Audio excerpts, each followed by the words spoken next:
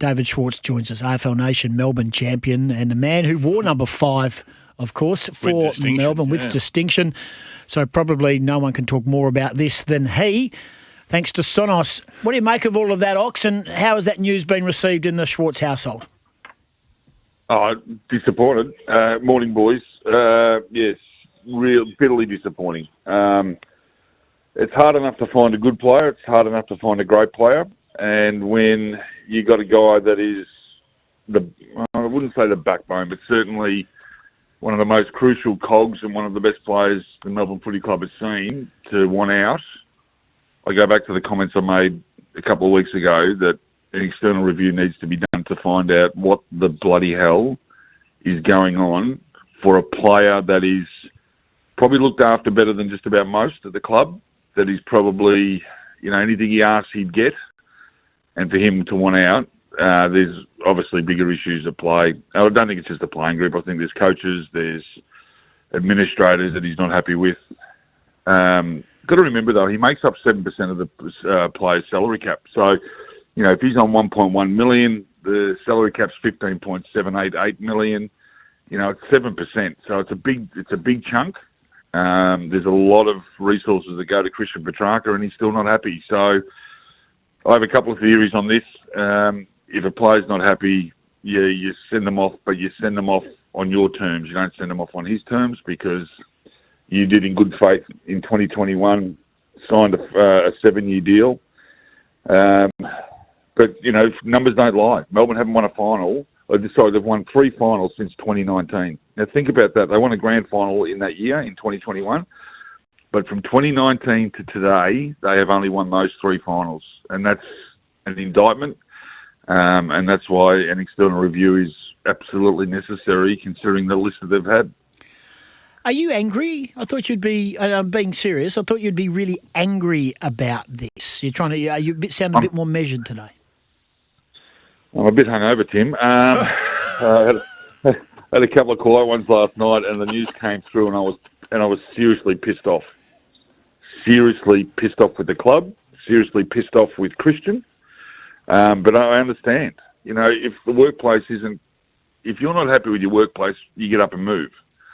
So anybody in normal day life, if they're not happy with their boss or happy with their work conditions, they leave. They go and find another job. In the AFL, it's a little bit more difficult. But if Melbourne go down this path, Christian probably won't get to the club that he wants to get to. So if he wants out regardless, he'll end up where Melbourne can get the best deal. They hold all the cards in this negotiation. Christian holds none. Absolutely no cards. So let's just see how strong and how big the backbone of Melbourne is.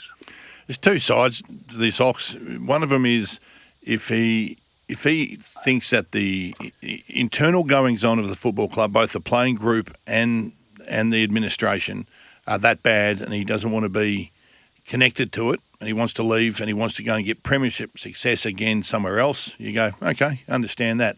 If this is, I keep hearing the word brand, and it incenses me.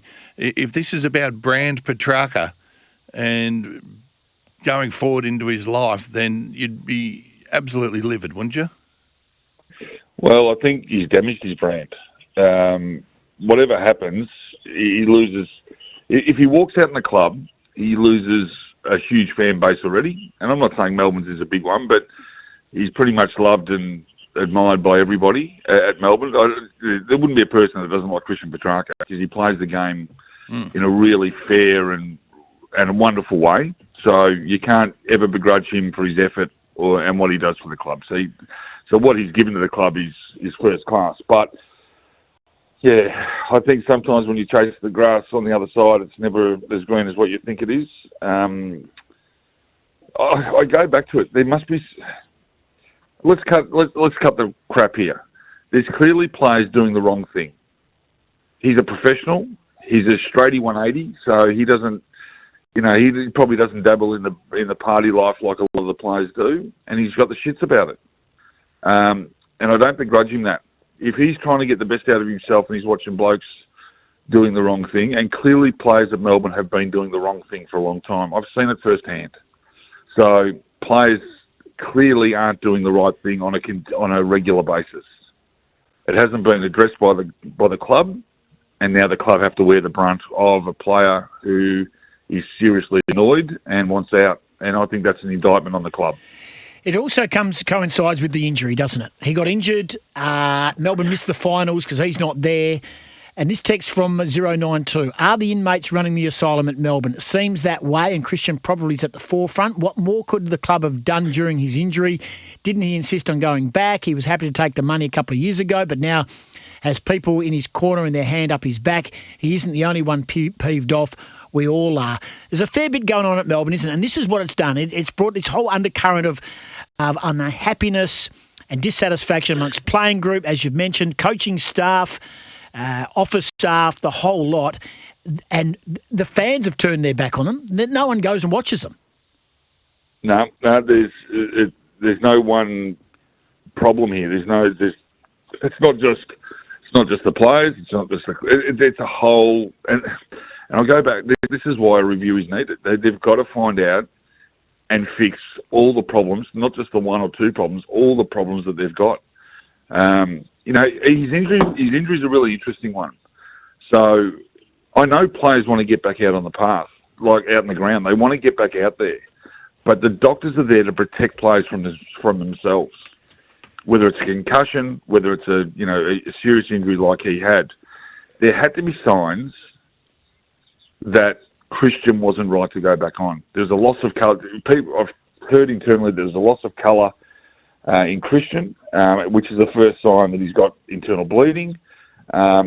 Whether that was addressed or not, doctors have got to be better than that.